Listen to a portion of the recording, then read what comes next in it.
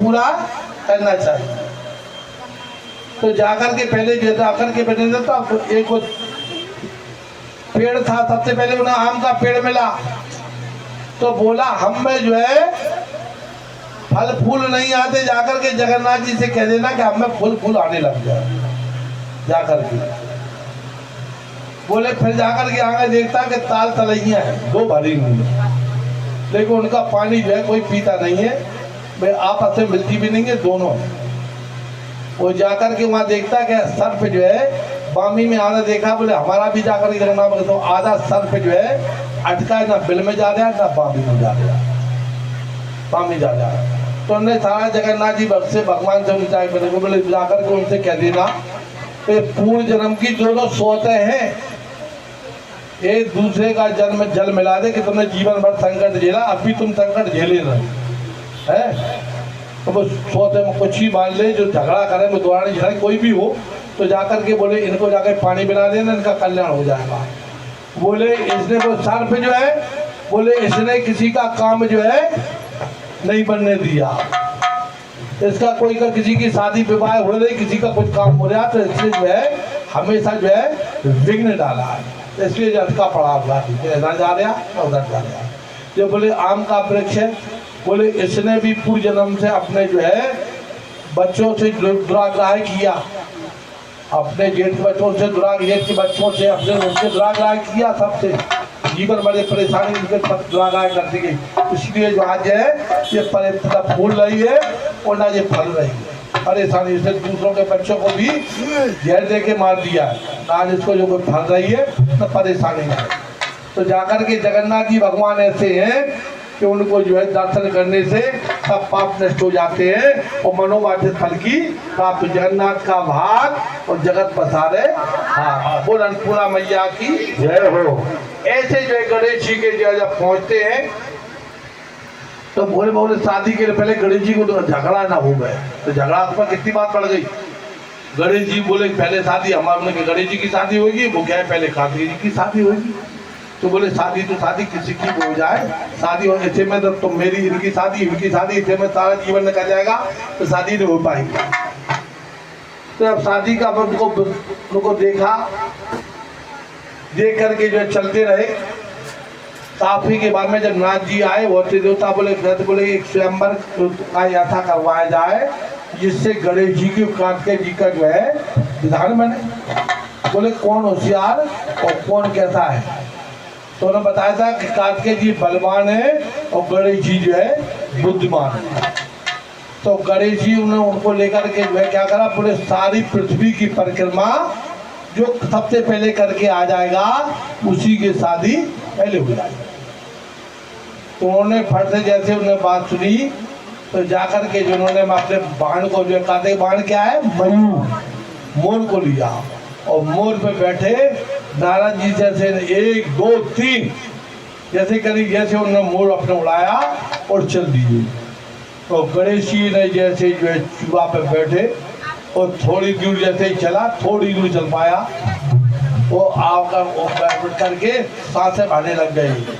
बोले क्या हुआ, बोले हमको प्यास लगी है, पानी पिला दिया।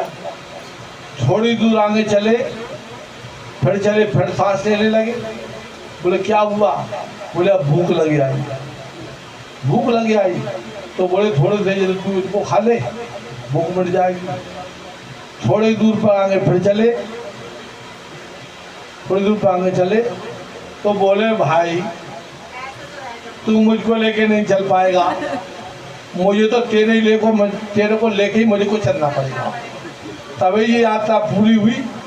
कहा था हमारे बड़े भाई कार्तिकेय जी तो मोर पे बैठ के उड़ गए और तू तो अभी थोड़ा भी नहीं चल पाया, कैसे काम बनेगा, वो तुझे मुझको लेके चलना पड़ेगा। तब तो उन्होंने गणेश जी ने सोचा गणेश जी का जो है पेट भी थोड़ा कैसा है बड़ा है, गणेश जी का पेट बड़ा है। तो मन में सोचना कि हम कितनी भी जल्दी करेंगे, कितनी भी जल्दी करेंगे, लेकिन कार्तिक के जो है समान दूरी नहीं तय कर पाएंगे, नहीं कर पाएंगे। और थोड़ी दूर निकलने पर जो है जो वहाँ लगे थोड़ी दूरी पे चलते हैं तो कार्तिकेय जी जो बहुत दूर उड़ गए, थोड़ी दूर तो नारद जी पहुंच गए। श्रीमन नारायण नारायण नारायण, श्रीमन नारायण नारायण नारायण, लक्ष्मी नारायण नारायण नारायण, श्रीमन नारायण नारायण नारायण, श्रीमन नारायण नारायण। ऐसे नाम कहते कहते हुए जैसे कार्तिकेय जी के पास जो है पहुंचे, और जैसे ही जो है देख करके विष्णु वजह से नाथ जी पहुंचते हैं, जैसे ही कार्तिकेय जी ने सोचा कि ये नाथ जी मिल जाएंगे तब कोई नई बात बताने लग जाएंगे, तो हमारी तो होगी शादी, होगी परिक्रमा। तो उन्होंने पहले से नाथ जी को देखा और देख करके वहीं से जो है ऐसा मोर को घुमाया कि नाथ जी यहीं ले गए और मोर अपने बगल का रास्ता काट दिया। कभी कभी आदमी को देखा नहीं, कोई वैसा आदमी मिल जाता है तो रास्ता काट जाता है। ऐसे ही कभी कोई गाय जा रहा है तो इसको ये मत कहो कि तुम कहाँ को जा रहे हो। नमस पता नहीं कौन आदमी किस काम के लिए और कैसे जा रहा है। तुम उससे कहो आओ आओ आओ आओ, और तुम उसको कहो कहाँ जा रहे हैं। कभी मत टोको किसी को, पता नहीं किस काम के लिए कौन जा रहा है, किसी की टोक लग जाएगा तो तुमको जो है उल्टा सीधा अपशब्द कहेगा। इसलिए ऐसी वाणी बोलिए मन का आपा होए और कोशिश करें। आप अपने मन में विचार कर ले कि सबसे पहले हम अपने आप को देखें, अपना काम क्या है, फिर दूसरे को कुछ कहो, वो भगवान के आगे प्राश्चित करो।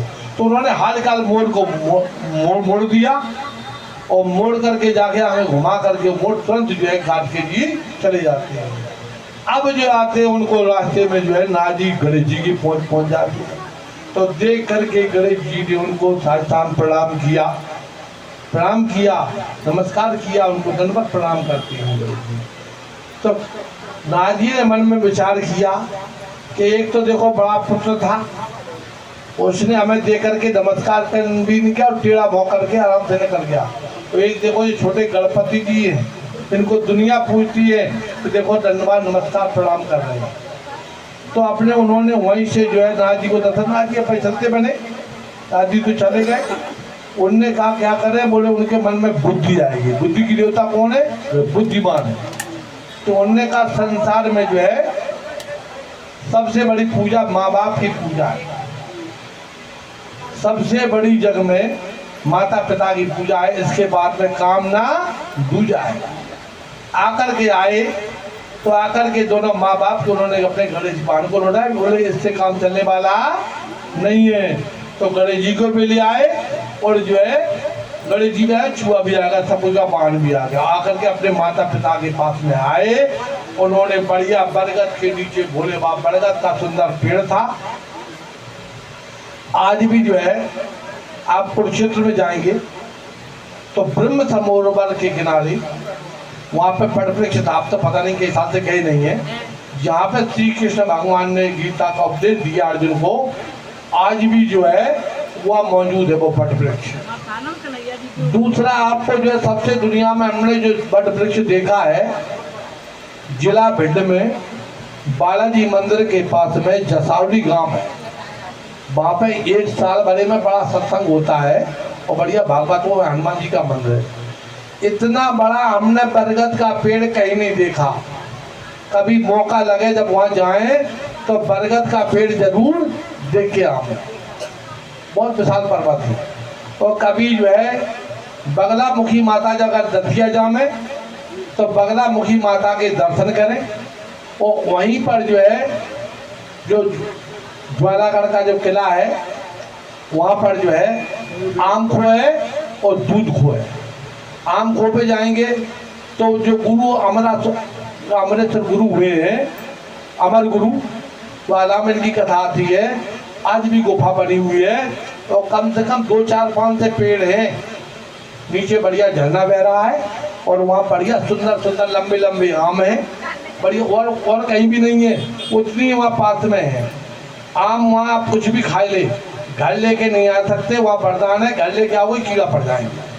और दूसरी जो है वहाँ बताई आपको, जो दुर्वासा ऋषि जो हुए हैं उनकी जो है वो गुफा बनी हुई है और वहाँ पे भी झरना बह रहा है। पहले तो दूध बहता था, आज भी झरना। बहेरा जो होता है, बहेरा जिसको खाया जाता है, खांसी की दवाई में काम आता है, हर बहेरा आंवला जो त्रिफला बनता है, तो आज भी वहाँ पे हनुमान जी का मंदिर बन गया है। वहाँ पे बढ़िया हनुमान मंदिर बन गया है। और चंडी देवी का मंदिर वो देवगढ़ के किला पे वहीं चंडी देवी है, उनका विकास नहीं हो पाया। और जो है वहाँ मतलब कहने जा कि कभी वहाँ जाएं तो वो जो है आम खो और उसको बोलते हैं दूध खो, दोनों के दर्शन करने में वो सियावर रामचंद्र की जय। ऐसे ही बता रहा है बट वृक्ष सबसे सुंदर बट वृक्ष वहाँ पर है, इतना अच्छा बट वृक्ष नहीं देखा।